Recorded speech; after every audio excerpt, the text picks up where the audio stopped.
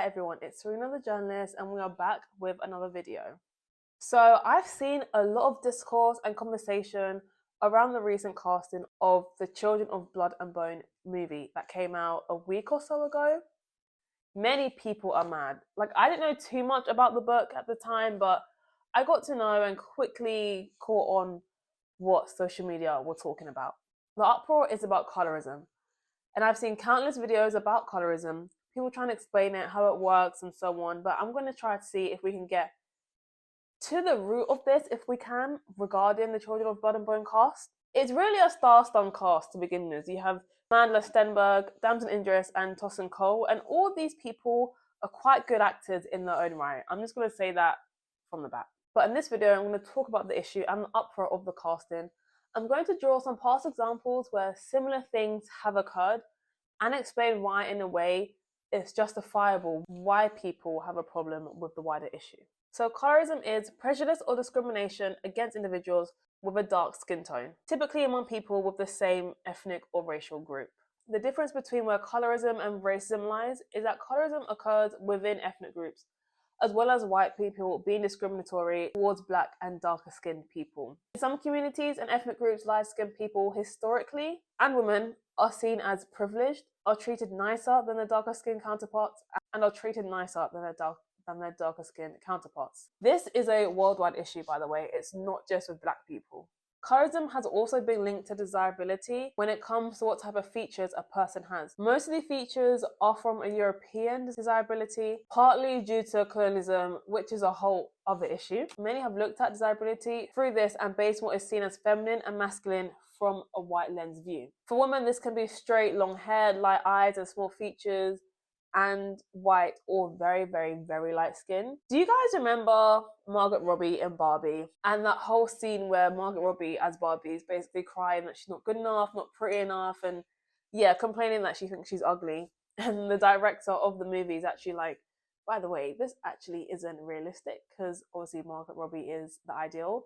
Something like that. And it was like, yeah, like we couldn't really believe Barbie in that moment. Like Barbie, Margot Robbie, for many people, you are the ideal. Just saying that as it is. This therefore makes it harder for any woman who doesn't fit this prototype to be seen as feminine. Black women would struggle to be seen as feminine in the world to both their white and black counterparts, which is where we have this angry black woman stereotype, the idea that black women need to be consistently strong. This created a wider issue to how black women are treated in their day-to-day lives.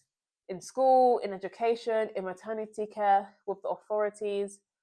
Their innocence is often removed at a young age where black women are sort of invisible from society. And through white supremacy, black people who are closer to the white ideal have sort of had more access and privilege to things. And so, knowing this, drawing back to the book for some context. The book follows the protagonist, Zili Adebola, as she tries to restore magic from the fantasy African kingdom of Orisha.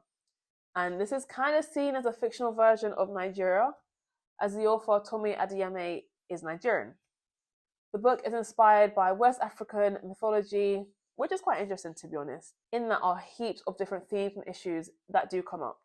And one is colorism, which is the premise of this video. One of the issues comes with one of the characters, Princess Amari, who is daughter of the King of Lagos. Now, Princess Amari is described as having dark brown copper skin and has amber eyes. If I'm not correct, there's a passage in the book which says, "Mother places a cold hand on my shoulders, fingers light against my dark copper skin." And in the book, Princess Amari's mother sort of wants her to be lighter complexion. There's another passage where the mum says, "Have I mentioned how regal you look today? I bite my tongue and drain the rest of my tea." Though mother says regal, the word lighter hides behind her lips. So yes, it's obvious that this character is meant to be played by a girl who has a darker complexion to capture this full relationship and the story of the character. So many were surprised when actress Amanda Stenberg was cast as the princess. It's weird because it's Hollywood, but it's also disappointing because given that her character, whose skin is much darker than the rest of her families, would allow the movie to have this conversation on a big screen instead of just doing what the book says. Many people place their anger towards Amanda herself, and I don't condone it, but the problem is bigger than her, even if she does confuse her fans on where she stands on the issue. Amanda has been around for some years now, but I think I first noticed her in the Hunger Games series. She played Rue, who was described as a small 12-year-old girl with dark skin, hair and eyes. Rue was meant to be black, and they casted Amanda as the actress. Then in 2018, Amanda starred as the main character in the movie The Hate You Give, that movie was long. I'm not gonna lie. I remember being in the cinema actually and thinking, it's still going on? But anyway, it was deep. It was a deep and long movie. Good movie, but I actually don't remember the backlash that came about, but maybe that was because I wasn't active on Twitter. But there was backlash. On the book's cover by Angie Thomas, the character notably had a dark skin tone and an afro. And clearly Amanda doesn't have that. So the decision to cast an actor without these features sparked some anger, which is understandable. And looking back, I do think that Amanda did a good job on the movie. But could an actor who had a darker skin complexion fulfill the role just as Amanda did? Of course they could have. But Hollywood doesn't look for that. It's interesting because you would assume that actors stay away from these conversations and just kind of let their agents handle these things or put out a simple PR statement. But Amanda has been very vocal about these sort of things and has a number of issues about this sort of thing, and also a number of issues such as the LGBTQ plus issues, racism, violence, and doesn't back away, which I think more celebs should really do. I don't think celebs should be these silent people who just speak when they have a camera to their face. But it does seem that people were also kind of angry that she's going back on her word. Back in 2018, Amanda said that she made the challenging decision not to star in Black Panther because she felt it wasn't right as a biracial American. These are all dark-skinned actors playing Africans, and I feel like it would have just been off to see me as a biracial American with a Nigerian accent just pretending that I'm the same colour as everyone else in the movie. That was really challenging to make that decision, but I have no regrets. I recognise 100% that there are spaces that I should not take up, and when I do take up space, it's because I thought really, really critically about it and consulted people I really trust, and it feels right. So granted, saying this and then taking on this role is like, girl, what are you doing? But she isn't the only actress to be part of this issue in Hollywood. Zoe Kravitz, who played Christina in the Divergent series, also came under fire. In the book, Christina has dark brown skin, hair, dark brown skin and eyes. She's said to be tall with long, slender legs and a willowy frame. She's also described to have jaw-length dark hair and is considered to be pretty to everyone, basically. But she's also meant to have dark skin, and as we clearly can see, Zoe does not have dark skin. Casting directors know what they're doing when they're casting acting roles in their movies. I'm sure we all remember Zoe Saldana. Oh god, and when she made that quite awful decision to play Nina Simone in the movie biopic Nina. I don't care, I will say it with my chest, that decision was awful. I know it, we know it, Zoe Saldana even knows it, everyone knows it. Like, whoever created that, Zoe played the legend in 2016, and in that she used skin darkening makeup and had a prosthetic nose. Like, look at this. At first, she defended the decision, saying, if Elizabeth Taylor can be Cleopatra, I can be Nina. It doesn't matter how much backlash I will get for it. I will honour and respect my black community because that's who I am. Which is a quite tone-deaf thing to say, if I'm honest with you. To this day, there is still backlash over Elizabeth Taylor playing Cleopatra. Like, back in the day, that was acceptable, but she couldn't do that now, by the way. I don't think any white woman could play Cleopatra and people be okay with that. I mean, you never know, you get surprised every day, but I'm pretty sure that could not happen.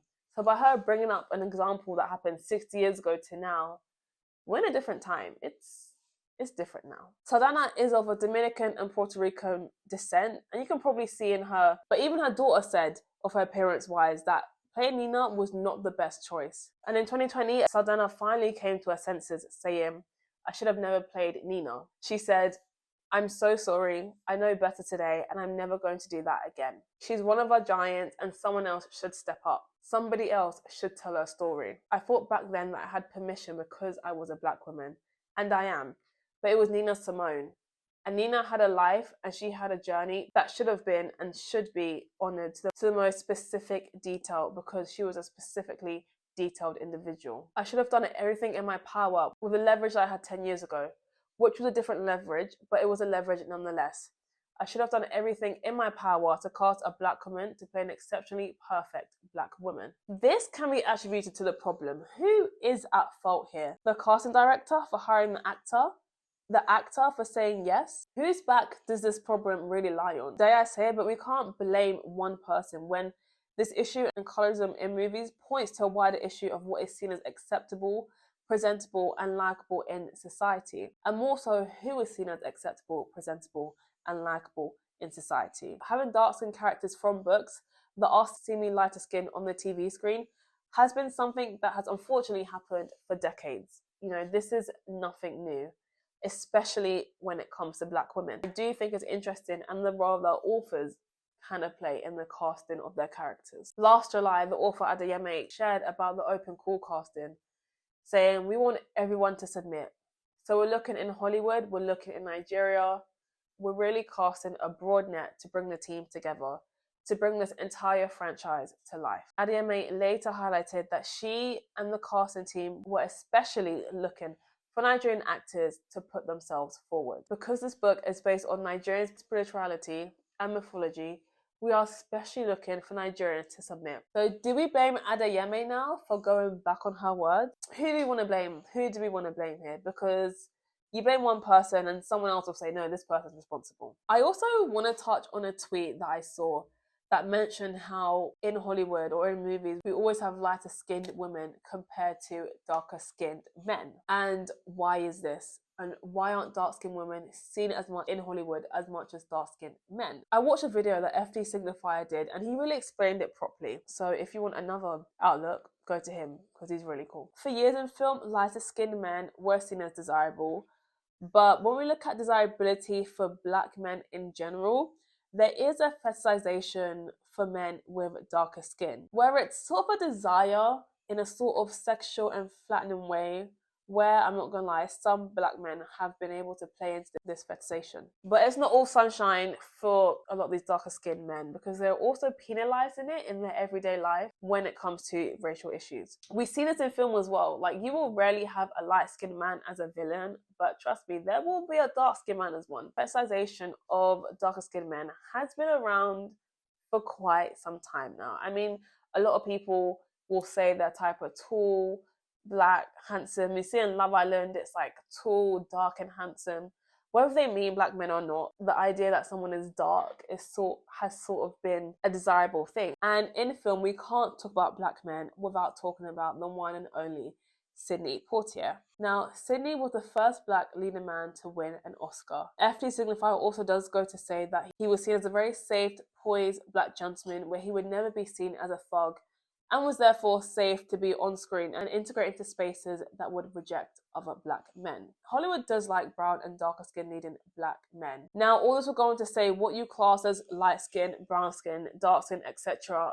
can be different. I understand people class people differently in terms of people's complexion, but just look at the leading men in Hollywood right now and the leading men that's been on our screens for years. You have Michael B. Jordan, Denzel Washington, Jonathan Majors briefly. Sorry. I had to put him in there. His short run did well. You know, Andre Braugher, Anthony Mackie, Jamie Foxx, you get the idea. There's a lot of leading black men. So we see this comparison where Hollywood is saying it's okay to have a darker leading male actor, but for women it's not.